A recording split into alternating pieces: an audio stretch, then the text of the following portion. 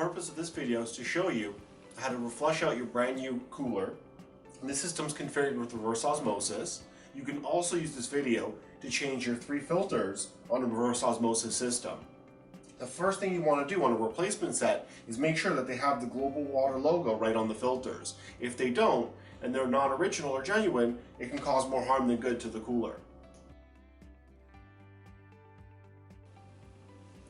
The tools that you're going to need are a little pail, a Phillips screwdriver or a little drill like this, any screwdriver will do, and a little bit of piece of tubing that came with the cooler. Then you can use a pair of scissors. I'll just use my tube cutters for today. Now the first thing you want to do is you want to make sure that the power to the cooler is off. So you want to go ahead and you'll see 2 red buttons in the back of the cooler. Make sure those are shut off when you do this. In order to flush the filters, what we're going to do is you'll notice that there's 2 screws here. I've already unscrewed them. We're actually going to wiggle the pack out a little bit when we remove the screws, just to make it a little easier to work. And we're going to locate this fitting right here. Now, to flush the filters, we're going to take the tube out of the fitting. And the way we do that, all the fittings are called Quick Connect. You have to push in a little, you can see on this one, a little circle. You want to push that down and pull the tube out. We're going to do it over here. We're going to push the fitting in towards the filter. And with our other hand, we're going to pull the tube out. You can't just pull the tube out because then it'll come out. They're not designed to do that. You're going to push the fitting out with your other fingers, pull the tube out. Now that you've got the tube out, we're ready to begin our flush. We don't have to flush the sediment, we just have to flush the carbon filters. We want to get the carbon right out of the filters and get the water tasting good. So the first carbon's already in place. We're going to take a little bucket. We're going to turn on the water with the blue and white valve inside the cooler. And you're going to see water go right through that filter. So the water's coming through the sediment to the middle filter and going down to the filter and flushing it. We'll also take a screwdriver, I got right over here, and we're just going to give the filter a little tap. And what that does is it removes the carbon, or moves the carbon up from the bottom of the filter and moves it out and flushes it out. It's letting the water go all the way down to the bottom of the filter. Just a couple taps.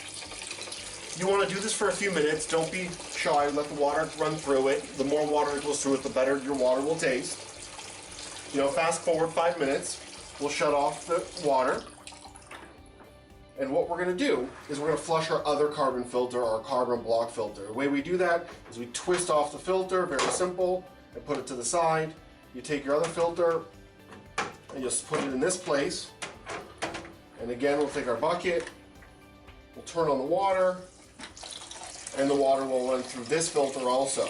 Again, we'll give it a couple taps, flush it for 3, 4, 5 minutes, not too hard, let the water run clear.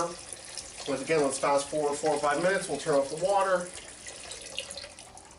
we'll put our filters back into place, the carbon will go over here where it belongs, in the last slot, the middle filter will go right back in where it belongs.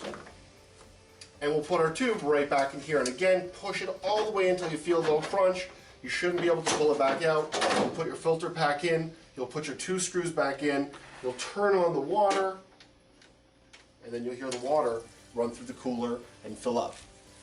For the reverse osmosis filter, we're going to start off by unscrewing the top of the cooler.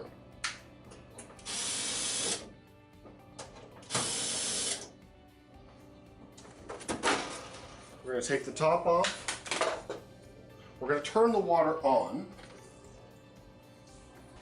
While you have the water on, the reverse osmosis system's working.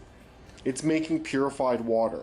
You've got good water going inside the tank, and you've got bad water flushing out through the drain. Now, in order to see how it's making water, we can go ahead and open up the lid.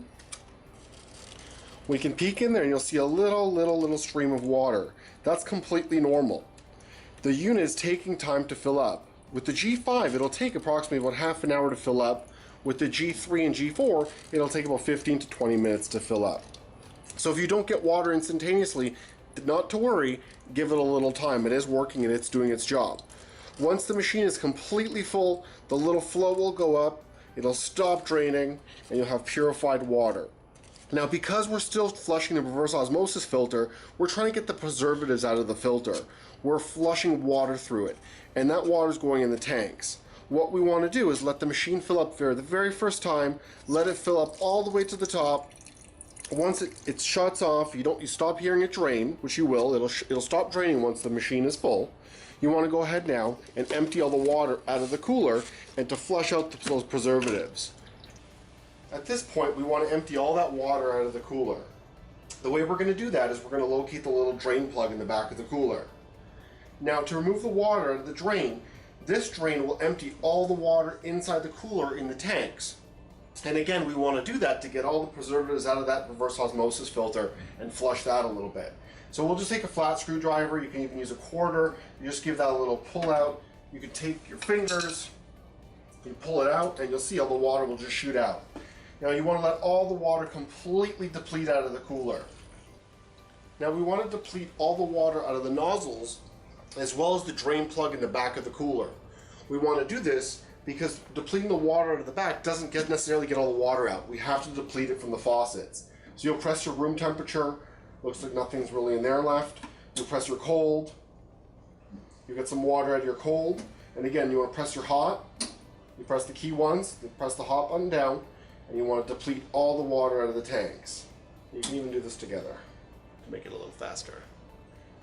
So right now, we're going to make sure our gray lid is on nice and tight. We know that the machine's making water. We're going to go ahead and put our lid back on. We're going to put our screws back in. And now I can hear the machine still making water. We want to let it fill up again. Once the machine is completely full, we want to turn the hot and the cold power on. To check if there's water in the hot and the cold tanks, all we got to do is just press the button. If water comes out, there's water in the tanks. And at that point, it's safe to turn on your hot and your cold power in the back of the machine. We also want to move down, and we want to make sure all of our connections are nice and tight and nothing is really loose. We leave the door open, let the machine fill up, let it pressurize. At this point, we can check if there's any leaks anywhere. We'll just push all of our fittings nicely in. Make sure everything's nice and tight, and just leave it open. Just for a little bit, let the machine fill up, and we'll notice if there's any leaks, maybe something got loose during chipping, or we didn't push something in tight enough, we'll be able to see it at this point, where we can just put it in, fix it, close the door, and we're all set.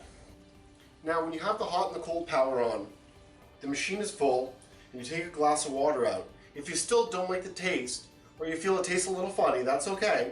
All we have to do is repeat the steps again.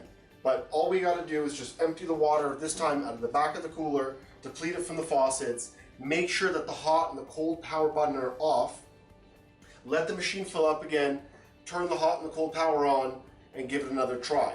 If you forgot to turn off the hot power, that's okay. Just watch our video on resetting the hot tank.